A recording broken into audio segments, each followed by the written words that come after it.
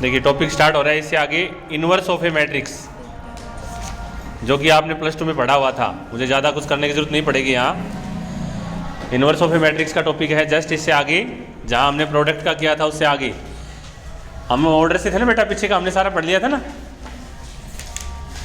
देखिए इन्वर्स हमने पढ़ा हुआ है ऑलरेडी। एलिमेंट्री रो और कॉलम ट्रांसफॉर्म से अगर कोई भी मैट्रिक्स दे रखी है ए इक्वल टू कोई भी मैट्रिक्स है, जैसे एग्जांपल लिया है मैंने, ये एग्जांपल नंबर 5 का फर्स्ट पार्ट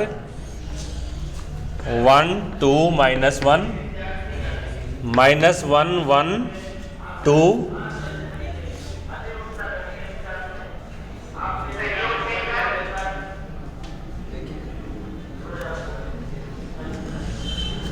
2 -1 1, ये मैट्रिक्स है।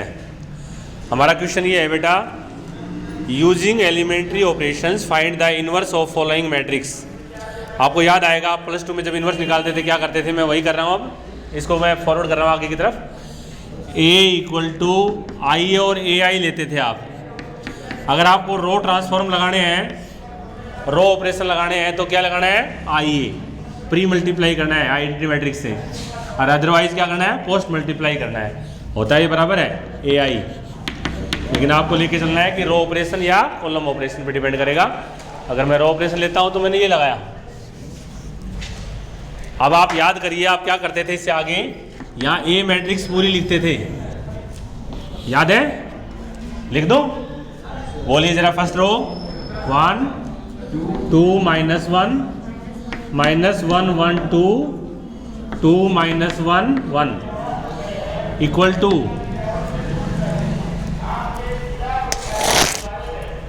यहाँ पर बेटा आई लिखनी है 3/3 हो जाएगी 1 0 0 0 1 0 0 0 1, और ए को एडिटिव रखना है मल्टीप्लाई में। अब देखिए बेटा क्या होगा, आपको इसको नॉर्मल फॉर्म में कन्वर्ट करना है। कौन सी फॉर्म में कन्वर्ट करना है बेटा, नॉर्मल फॉर्म में। जब आप इसको नॉर्मल फॉर्म में कन्वर्ट करेंगे तो ये मैट्रिक्स जो है क्या हो जाएगी, ये 1 0 0 1 0 0 1 की हेल्प से, रो ऑपरेशन की हेल्प से क्या कर देंगे, हम इनको 0 बना देंगे, ठीक है। और देखिए अब उसके बाद जब 1 बनेगा तो 1 की हेल्प से इन दोनों को 0 बनाना है, ठीक है। इस 1 की हेल्प से ऊपर नीचे 0 बनाने हैं, इस 1 की हेल्प से ऊपर नीचे सारे 0 बनाने हैं, ठीक है। इनसे इन पर फर्क नहीं पड़ेगा क्योंकि पहले आपने 0 बना ली, तो जब इसकी हेल्प से करोगे तो यहाँ कोई फर्क नहीं पड़ेगा, ये क्या है, ऑलरेडी सही रहेगी, तो रो ऑपरेशन से काम चल जाएगा, कोई दिक्कत नहीं आएगी, ठीक है। तो क्या करना है, इसको नॉर्मल फॉर्म में कन्वर्ट करना है। क्या बनेगी, आई 1 0 0 0 1 0 0 0 1। ये सवाल आपने प्लस 2 में पढ़ा हुआ है। जो यहाँ आएगा अब ये चेंज हो जाएगी आपकी, नहीं, इस मैट्रिक्स का नाम मैं मान लेता हूँ, क्या देता हूँ, बी, कन्वर्ट होके क्या बन गई, ये बी। नाम निकाला है उसका, से लेट, यहाँ बेटा ए साथ में है, देखिए क्या बन गया, A B B equal to I. It means this B is called inverse of A. That is करके क्या कर देंगे हम, A inverse equal to B. ये जो बी मैट्रिक्स है यही इनवर्स है, यस। यू कैन कैलकुलेट और नॉट, ये आपने ऑलरेडी पढ़ा हुआ है, ठीक है। आगे चले, okay, next.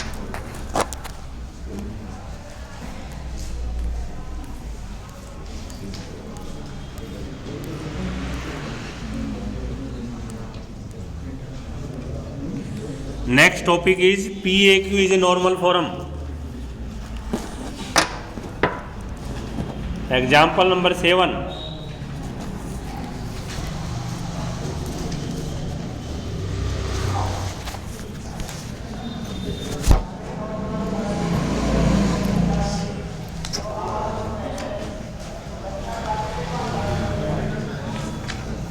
Next topic is PAQ। Calculate P and Q where PAQ is normal form. Matrix A दी मिलेगी आपको, PAQ कैलकुलेट करना है। Normal form I identity matrix of any order, zero matrix zero matrix zero matrix, normal form है ये। जो हमने पहले बता दिया आपको। अब देखिए एग्जाम्पल लेते हैं साथ साथ। एग्जाम्पल नंबर 7 आपकी जो बुक में है वो ले रहे हैं। कहता है find the non singular matrix P and Q, find the non singular matrix P and Q such that P A Q is A normal form where A equal to matrix में लिख रहा हूँ ए मैट्रिक्स लेके चल रहे हैं हम, जो भी दी हुई है 2 2 -6 -1 2 2। स्टार्ट करते हैं इसको। वी हैव, स्टार्ट करेंगे तो हम लेके चलते हैं ए मैट्रिक्स। बताइए बेटा ये कितने ऑर्डर किया है, बोलिए बेटा, कोशिश करिए बोलने के लिए। First row second row 2 by 3 order की, मैंने लिख दिया 2 बाई 3। अब देखिए मैं राइट साइड में क्या लिखता हूँ, ए मैट्रिक्स वही है 2 बाई 3 ऑर्डर की, इसके आगे मैंने आई लगाया 2 बाई 2 ऑर्डर का। कितने ऑर्डर की मैट्रिक्स लगाई, क्यों, क्योंकि इसका ये 2 और इसका ये 2 मैच करता है ताकि मल्टीप्लीकेशन हो सकता है। उसके बाद बेटा मैंने पीछे फिर आई लगाया, मैंने 3 बाई 3 ऑर्डर की, क्योंकि आंसर मुझे 2 बाई 3 का चाहिए मल्टीप्लाई होने के बाद लास्ट में।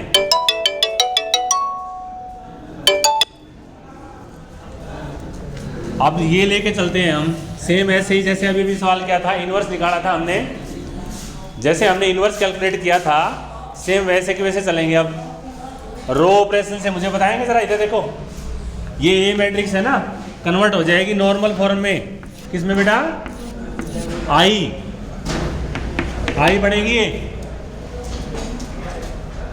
क्या बनेगी ये, आई। चलते हैं राइट में बेटा, ये आई है ना, ये आई, ये कन्वर्ट हो जाएगी नई मैट्रिक्स में। याद करिए पीछे हमने इन्वर्स निकाला जब, इसका नाम क्या दिया था, बी, क्या नाम दिया था, अब जो क्वेश्चन की स्टेटमेंट में वो नाम खुद ही बता रहा है, पी ए क्यू, क्या बता रहा है, तो ये तो वही रहेगी, आगे वाले का नाम क्या निकल गया, पी, और लास्ट पीछे वाली का बेटा क्यू। तो देखिए क्या आया, P, A as it is रहेगी, क्योंकि हम तो आई में चेंज करते जा रहे हैं, ए को तो ए ही लिखते जा रहे हैं साथ साथ। रो ऑपरेशन होगा तो चेंज कहाँ करना है, लेफ्ट में और यहाँ प्री फैक्टर पे, और अगर कॉलम ऑपरेशन लगाते हो तो चेंज कहाँ करना है, लेफ्ट में तो करना ही करना है, और पोस्ट मैट्रिक्स में करना है आई में। लेफ्ट में क्यों करना है, लेफ्ट को तो आई बनाना ही है, नॉर्मल फॉर्म में कन्वर्ट करना ही करना है उसको, तो लेफ्ट कहते हैं तो सारा काम ही हो रहा है, और ये चेंज होके आ जाएगी पी ए क्यू फॉर्म, और ये क्वेश्चन कंप्लीट हो जाएगा, पी ए क्यू से नॉर्मल फॉर्म। आप अपनी बुक में देख सकते हैं, मैंने कहा था बेटा फास्ट चलेंगे, मेन बातें मैं बताता चलूँगा, आगे बढ़ूँगा, डाउट्स होंगे तो फिर ले लूँगा। Are you agree? ये P A Q normal form का क्वेश्चन था, इसके क्वेश्चन आप घर जाके निकाल सकते हैं आराम से, कोई बात होगी तो आप मेरे से पूछेंगे, मैं बता दूंगा। कई जगह वेरिफिकेशन की बात कर रहा है, वेरिफिकेशन की अगर बात करें तो आपको कुछ नहीं करना, जिस मैट्रिक्स को आपने पी कहा है लेके चलना, लास्ट में लिखना वेरिफिकेशन और पी ए क्यू लिख के नाउ पी ए क्यू ये लिखना, और पी मैट्रिक्स है वो लिख देना, ए मैट्रिक्स लिख देना और क्यू मैट्रिक्स लिख देना, मल्टीप्लाई कर देना, और वो आपकी क्या आ जाएगी, नॉर्मल फॉर्म आई मैट्रिक्स या नॉर्मल फॉर्म में आ जाएगी। आई के बजाय क्या हो सकता है, ये जीरो मैट्रिक्स भी हो सकते हैं ऊपर नीचे साइडों में, जरूर नहीं है पूरी की पूरी आई बने, ठीक है ना, नॉर्मल फॉर्म बढ़ेगी, क्या बनेगी बेटा, normal.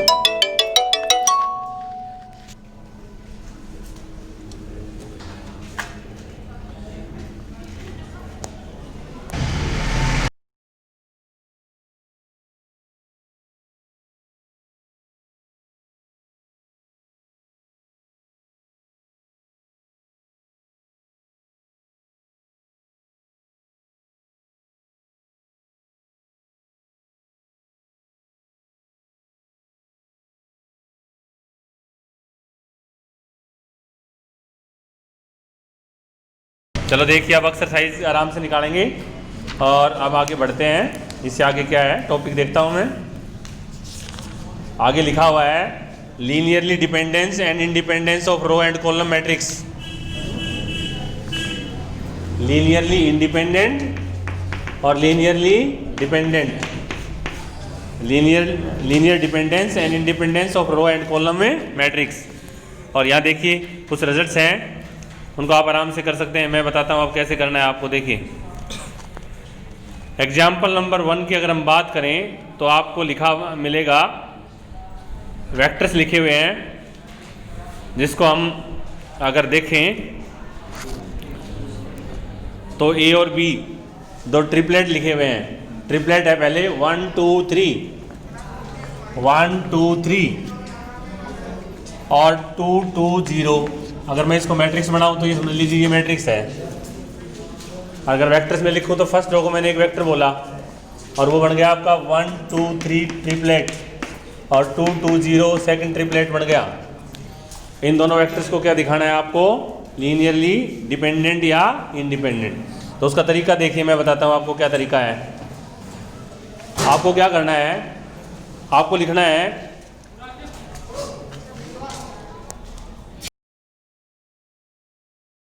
Three equations, we have three equations और नंबर ऑफ अननोन्स आर 2। तो any two, solving any two, find the value of A and B, जो भी अननोन लेते हैं आप। उसके बाद क्या करेंगे, put in third equation also, तीसरी को भी सेटिस्फाई करेंगे वो। ठीक है, अब ये है अगर हमें ये मिल जाते हैं नंबर ऐसे, अगर एग्जिस्टेंस हो जाती है हमारी, तो इसका मतलब अगर ये नॉन जीरो मिलते हैं, ये ए और बी दो कांस्टेंट जो हमने निकाले हैं, अगर ये दोनों ही जीरो मिल जाते हैं तो linearly independent, otherwise linearly dependent. क्या बोला है मैंने, not all zero, not all zero. Not all zero के केस में लीनियरली डिपेंडेंट, ऑल जीरो के केस में लीनियरली इंडिपेंडेंट। फिर बता रहा हूं दोबारा।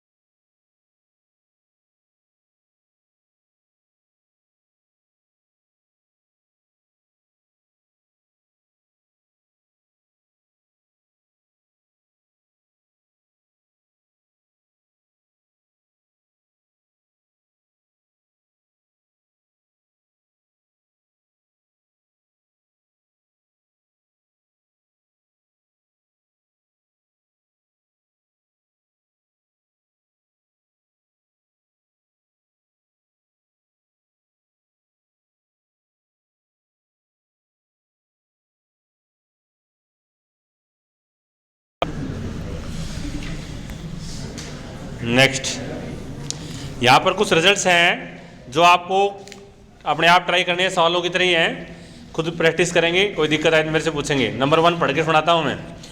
Prove that if two vector are linearly dependent then one of them is a scalar multiple of other. बोलिए जरा दोबारा, क्या है?